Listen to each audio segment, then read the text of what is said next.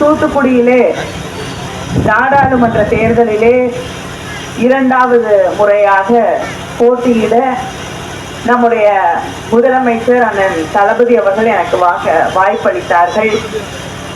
அந்த வாய்ப்பை பயன்படுத்தி உங்களிடம் வாக்கு கேட்ட போது உங்களுடைய அன்பால் எனக்கு வாக்களித்து இரண்டாவது முறையாக மிகச்சிறந்த ஒரு வெற்றியை பெறுவதற்கு வழிவகை செய்து இங்கே இருக்கக்கூடிய சகோதரர்களுக்கும் சகோதரிகளுக்கும் என்னுடைய மனமார்ந்த நன்றியை தெரிவித்துக் கொள்கிறேன்.